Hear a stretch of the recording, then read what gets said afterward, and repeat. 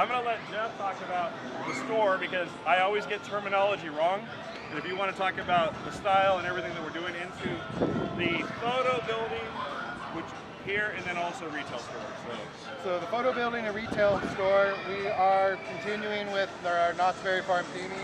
It is actually a streamlined theme, very similar to the Johnny Rockets restaurants. So we're tying the two together. You're going to see a lot of really, we try to stay very true to the streamlined architectural style on the outside as well as the inside.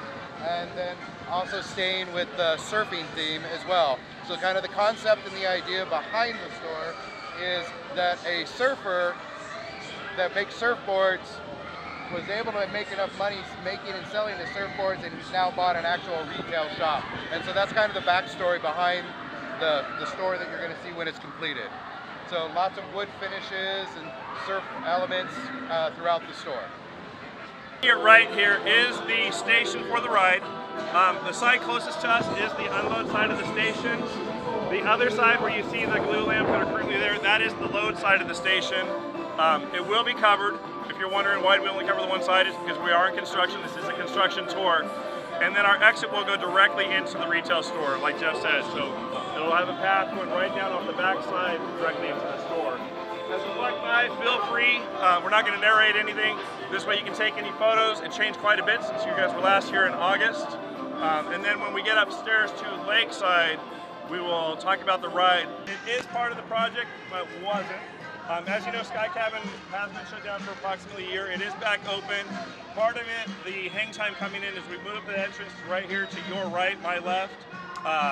And that is now our new entrance, utilizing the same queue. And then the ride, as we mentioned, is back in operation after working with the local agencies and also doing improvements to the ride. So that is where that is, and we're going to continue back around this way now. So I got a couple phone calls as we're walking. We actually, instead of going right up to Lakeside, are going to take you into the maintenance bay. We actually have 2 trains in there. Feel free to come in. Mike's like showing off his construction.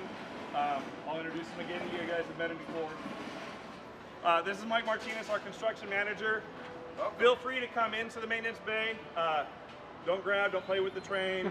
Don't stick your hand up in the magnets. Hands off the Porsche, basically. And then the one in front, you'll actually see we have the test water dummies in there. And that's where we, as you notice, some people video record themselves watching it late at night. They put it out there that we actually are testing. You'll see the water dummies that we have in place with the blankets. Feel free to take any photos you want inside here. So go ahead and come on in. That it's sitting on. There's a track guide on the right and just a runner on the left, and then it'll transition directly into it. Both tracks have drive motors, so we don't have to do anything. And then the roll door is when we go to do a complete tear down the trains, we can take it out. So feel free to take any photos you like. As you're looking out, if you come, it's really hard to see because there's a lot of columns. Way over to this last window, you'll see a yellow surfboard out beyond. That is actually where the entrance will be. For it, we will have an arch over the top. You really, you might be able to see that yellow surfboard there. To the right, as you're facing the entrance, will be our fast lane. To the left will be the queue. You can actually see, excuse me, that we started forming it up, the queue, the rebar's down, and it'll actually go underneath those white pipes where the shade cloth will go.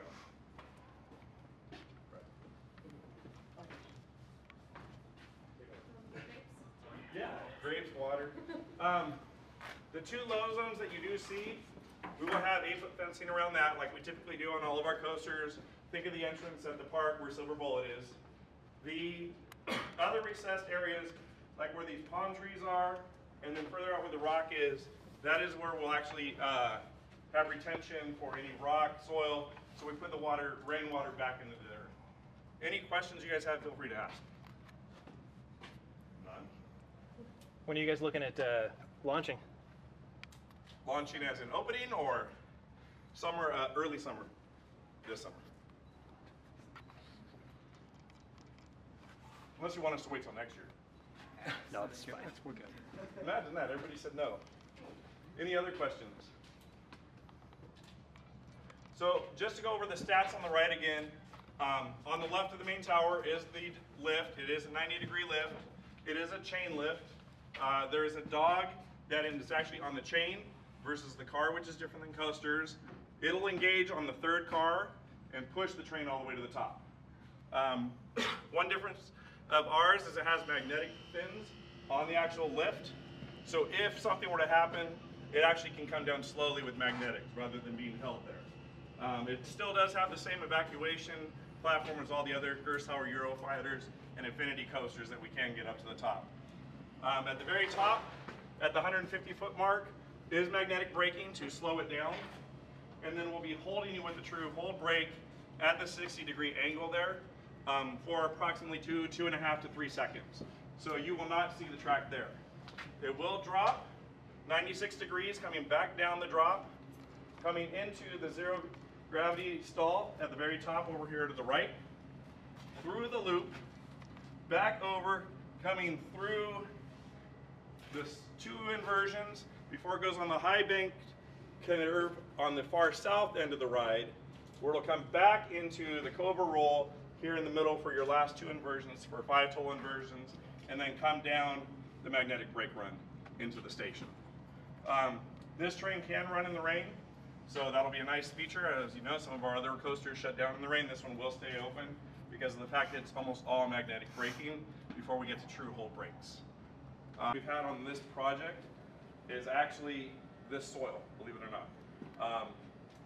One of the things I mentioned is we want to put the water back in the earth. It's actually a mandate throughout the whole state of California. If you do any improvements over 5,000 square feet, the water's supposed to go back in. Over at the Calico Mine Stage, which is just right around the corner, we were able to put underground filtration systems in that went right into the sand and in. We're only 300 feet away and we're in clay over here. So that was one of our biggest ones. You'll see that these drains, there's actually some that are higher. Because of the fact it's clay, that water is not going to go into the earth. So it has to actually go into those and out directly out to the storm drain back to the ocean. That was one of the biggest challenges. The other part of it being that it was clay, we actually had to go in and remove all the dirt here down 10 feet and pack it all back in, mixing it with other dirt to get there so we could do it. We did come across, I think it was about 16 foundations from Corkscrew, which was 2 coasters ago that we pulled out.